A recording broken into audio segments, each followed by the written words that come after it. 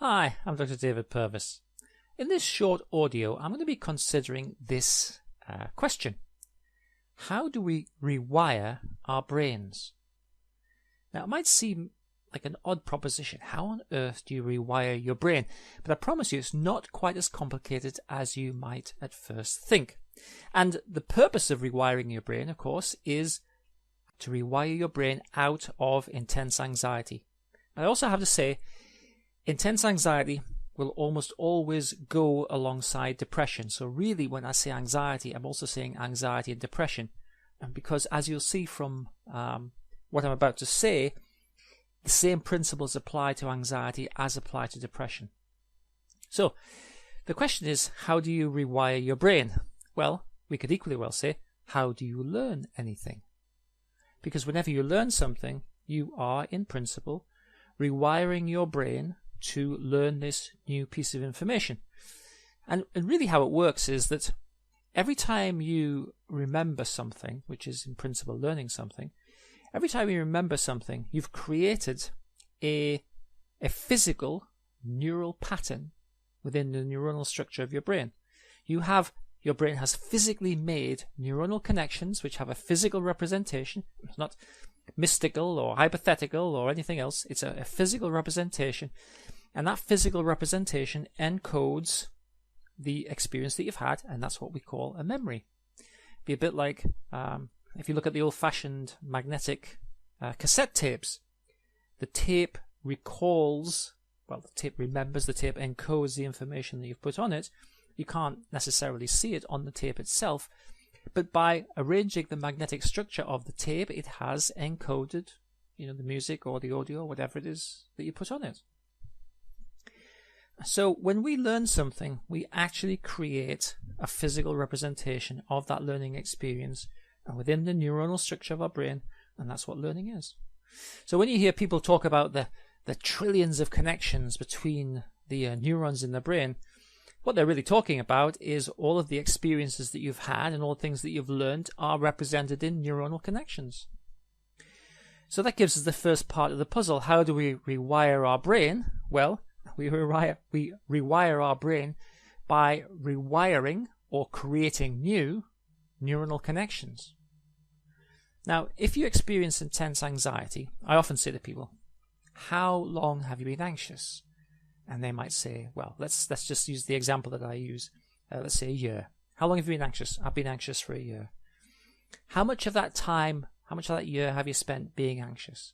Well, it varies, but if someone suffers from intense anxiety, they're likely to say, I'm anxious all the time. I'm always anxious, 100%.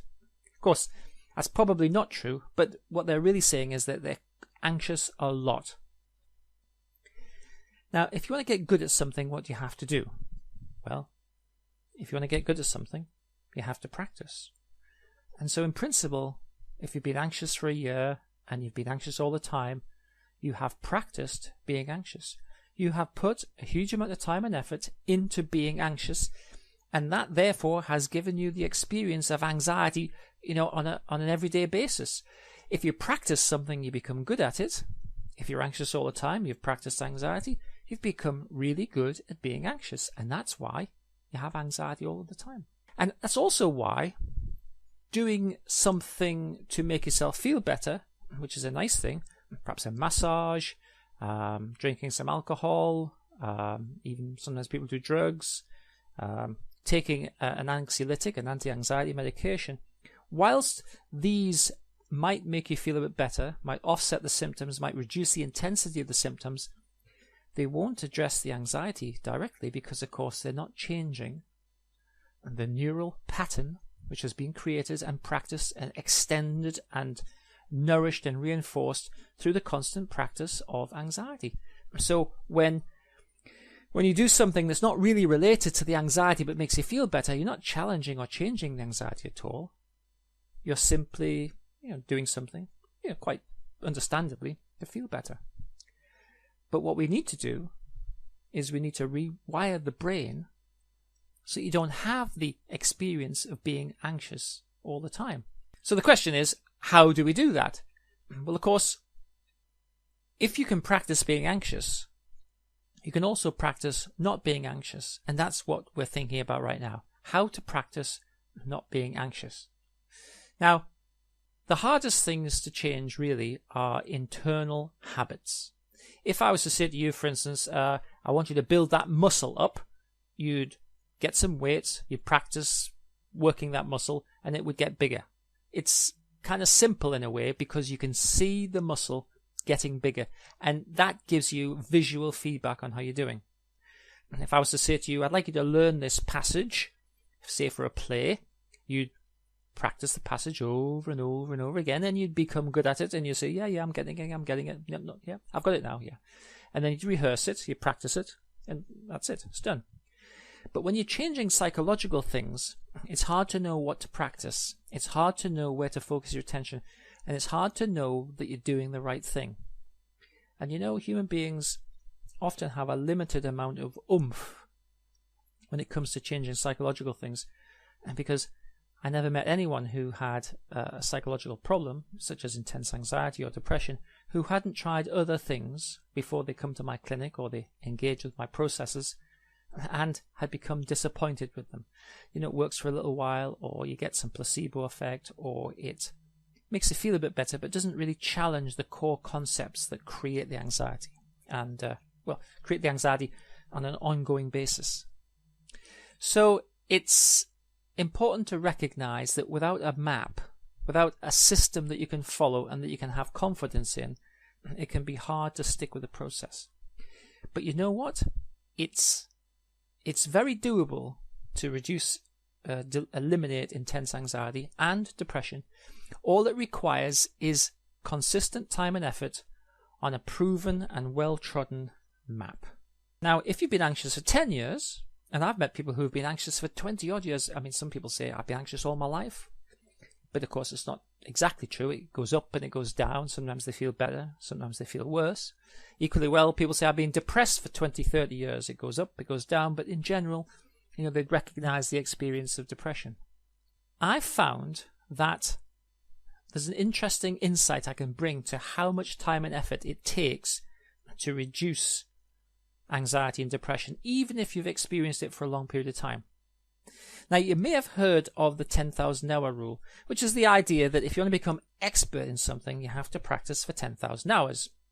And after 10,000 hours, you'd be expert. So, you know, a concert pianist, violinist, someone who's a chess prodigy, someone who's, brilliant at coding computers. These are the kinds of examples that are usually given. And less than 10,000 hours of experience gives you a bit less expertise. But to be world-class, they say 10,000 hours. Okay, if you think about it, if you are practicing the violin or the piano, you're practicing lots of different things. Lots and lots of different things. Different scales, arpeggios, lots of finger movements. Huge variety of things. If you're practicing to be a chess grandmaster, perhaps you're a chess prodigy, you're playing lots of different games, you're remembering lots of different strategies. Chess, to a large extent really, is a memory test. But if you're practicing being anxious, you're really only practicing often only one or two things repetitively. You're practicing the same thing over and over and over again. And that's why the 10,000 hour rule, in my opinion, doesn't apply to anxiety or depression. Whilst you have many experiences of being anxious, or many experiences of being depressed, they're the same kinds of process, just applied in different circumstances. That's why I have found that it doesn't take 10,000 hours to practice and to remove anxiety. It takes actually relatively few. Now, I've developed a rule of thumb from clinical practice, but really this is also supported, by research literature and research that I've done with clinical populations. If you are, let's say, mildly anxious, perhaps up to even sort of mild, moderately anxious, it will take approximately 6 to 8 weeks of treatment for you to become what we might call non-clinical, which really means that you're below a clinical cut-off score if you had a standardized test. So how do we know, in principle, in clinical practice, how do we know someone's anxious? Well, obviously, they say they're anxious, but any clinician who is a scientist and who kind of cares about the quality of their program, we'll tend to measure the anxiety, and we do that by using a standardized scale. And so in research trials, that's what we do. And so mild to mildly moderate anxiety will take 6 to 8 weeks to get down to non-anxious. And when someone's not anxious, and I often say to people, so what's been happening, what's happened in your week, and by the time they get down to non-anxious, people say nothing really, normal. And I say, any anxiety or panic? And they go, I forgot to be anxious. And that's when I know that we've pretty much done the cure. When you forget to be anxious, then you're just basically getting on with your life. You're having the same life as everybody else, without anxiety being the thing which is managing your experience. The same would be true of depression. Yeah. Oh yeah, I forgot to. Yeah. No, I haven't been depressed all week. Yeah, I forgot about it. Brilliant. Now, if you have suffered for anxiety for a longer period of time, let's say some years, a few years, and you'd be in the moderate to, let's say, severe anxiety. Now, severe anxiety is where it's occupying a lot of your mind, where you're commonly focused on anxiety-provoking outcomes and whatnot. If you suffer from moderate to severe anxiety, typically it will take about 10 to 12 weeks to move you down to the non-clinical or mildly anxious pot. It really depends where you start. There's a kind of a natural system with this, but as a general rule, the more effort you put into it, the better the outcome that you get. And for most people, 10 to 12 weeks of tackling anxiety using my systems, and you will be in the non-clinical pot. You'll no longer be anxious, and probably no longer depressed, and you will have forgotten to be anxious. And of course, when you finish the system and you're just getting on with your life, you'll be sitting, somewhere having a holiday, and you go, oh yeah, this time last year I was anxious. But you know what? Oh gosh, I've forgotten about that. Yeah, completely forgotten about it. And that's what we're after. So whilst you can practice for years and years and years being anxious and or depressed, it doesn't take that much time and effort to remove anxiety from your experience. But in principle, what it does take is a focus of your attention on the project of reducing intense anxiety, getting rid of it, or depression. And it takes the willingness to do a little bit every day. Now, I am a big fan of doing a little bit every day, because a little bit every day constantly reminds your brain and what the project is and what you're focused on. A second reason why it doesn't take as long as you might imagine to remove anxiety and depression from your life is this. All of the thoughts and beliefs that you have about anxiety, intense anxiety, and even intense depression are wrong. Now, your brain is in general trying to calibrate itself to reality. It doesn't work very well if it's not calibrated to reality. So, if your brain's crossing a road, it needs to know how fast cars are coming. It needs to be able to judge things. It needs to know this is hard, this is soft, this is edible, this is not edible. Your brain's kind of overall purpose, if you like, is to do what you want it to do and to give you the right kinds of experiences to help you to survive and procreate and carry the genes on, etc. But your brain is susceptible to what you tell it and what you want it to do.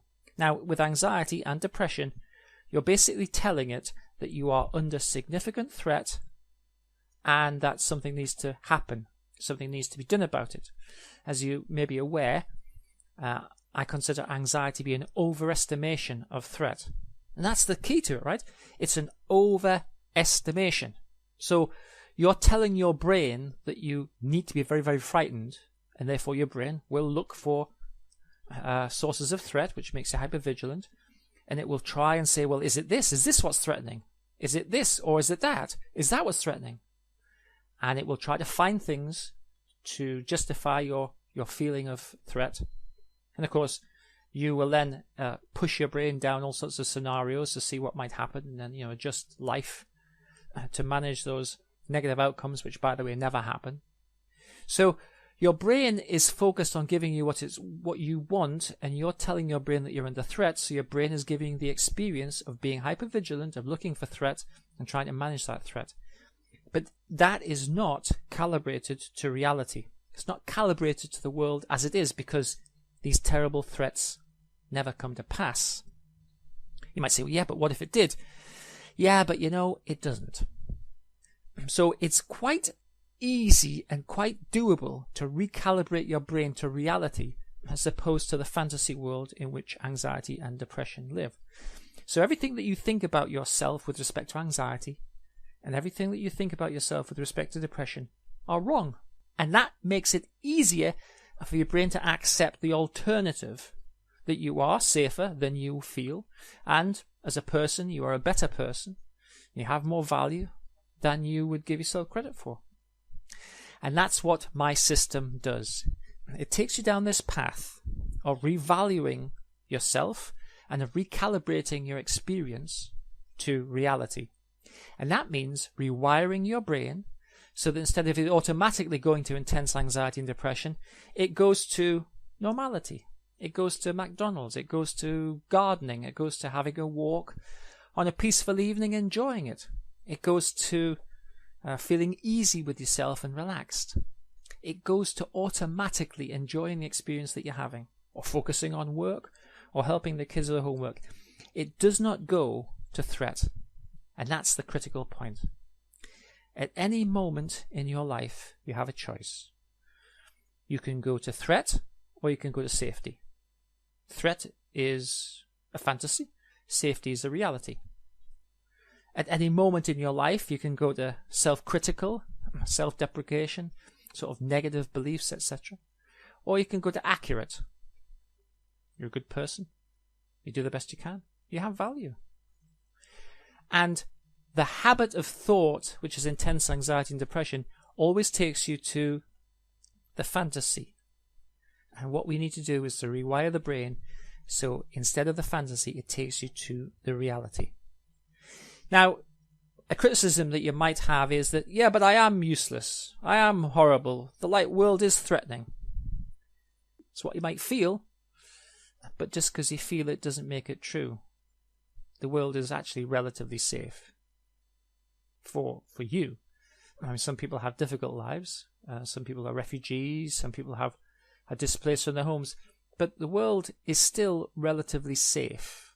And actually, it's safer than it's ever been, as a matter of fact. You might say, yeah, but I feel useless. I feel like a fraud. I feel like people don't like me. Yeah, but you know what? You're probably wrong. However, if you tell yourself you're useless, if you tell yourself you're a fraud, if you tell yourself that people don't like you, well, your brain is going to look for opportunities to make that experience true, and it is going to work on that general principle. But that isn't the experience that you have to have. Bear in mind, you mustn't mix up the consequences of being anxious and depressed with the reality of the world in which you live. The solution I'm suggesting is that you work through the Panic Pit Stop program. The Panic Pit Stop program is a structured, active self-help CBT program that runs for 6 sessions, which is basically 6 weeks, as you do a module each week. Now, people often find that they go through it twice, but nevertheless, it is possible to go through the Panic Pit Stop program in 6 weeks. This will give you all of the tools that you need to rewire your brain out of anxiety. The kinds of things that we'll do through mood control are that we're going to educate you to think about your psychological problems, such as intense anxiety, depression, and stress. We're going to educate you to think of them as problems to be solved. And once you think of them as problems to be solved, you gain a perspective on them, which enables you to basically work on them as you would work on, say, building a muscle, or following a diet, or becoming fit. You know, you can crack on with doing it because you understand what you're trying to do. The core things that we really need to do to help you to change your life are we need to help you to feel in control once again. We need to help you to feel confident in yourself and confident in your body, your physiological response. We need to challenge the faulty thinking that automatically takes you to the negative and the risky. And that means that we also need to address the kinds of attention biases that creep in through practicing anxiety and depression. We need to stop you from thinking automatically negatively, and we need to encourage you to think more accurately. Almost always we need to boost your self-esteem by making you value yourself appropriately rather than undervalue yourself. And we do lots of things that challenge things like perfectionism and black and white thinking. And really we try very hard to recalibrate you to reality. I have found that if you're able to devote 10 minutes a day or less to active self-help CBT, to rewiring your brain, that is probably sufficient to enable you to defeat anxiety and depression and to start to feel great again. It's basically engaging in a program of personal change that you sustain over a period of time so that we get enough reprogramming and rewiring constantly going on, and it's something that you're working on. You get exercises to work on during the day, just simple things, noticing things, changing things, doing something different, challenging the structures of anxiety and depression. It's not hard to do, and actually it's very interesting and very engaging because you become the architect of your life as opposed to random anxiety, threatening and depressing thoughts being the architect of your life and creating this negative experience. Now think about this. Imagine some point in the future, let's say 2 or 3 months hence. Could be Christmas, could be a summer holiday, could be a family reunion, could be anything you like. Imagine what it would be like to get there and forget to be anxious. To get there and forget to be depressed. What would that be like? That's what you're playing for. That's what you can focus your attention on. And that's what you can achieve. Effort equals outcome. Put some effort into it. Not a huge amount, but just put enough effort in to get the program moving and to keep your brain focused.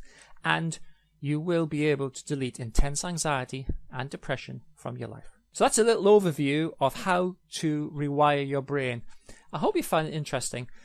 I've done this with hundreds and hundreds of people in my clinical practice. I've been in clinical practice for over 20 years. Before that, I was a research psychologist and university lecturer and professor. So I have been involved in this kind of thing for a long time. And I have helped thousands of people. It's hard to know exactly, but I think something like 8,000 people have been through my programs at one time or another. And I have collected research data on some hundreds of them. And everything that I've said to you is borne out by research data and my clinical experience. This is a path that you can follow with confidence. It doesn't require any real leap of faith other than put one step in front of another. And on any journey, if you put one step in front of another, eventually you reach your destination. Inevitably, you reach your destination. I hope you found this information interesting and potentially useful, and I hope to see you on the inside of the Panic Pit Stop program. It is true to say that if you put effort in, you will get the outcome that you want. 10 minutes a day or less, and I'm here to support you. Please leave comments as you go through the program, and think of it as a discrete intervention that takes you from where you are to where you want to get to. And that is fantastic because you now have a roadmap, you now have an intention, you have a goal, and you have a well-trodden path to use. And that is like a golden ticket. It's the recipe for success.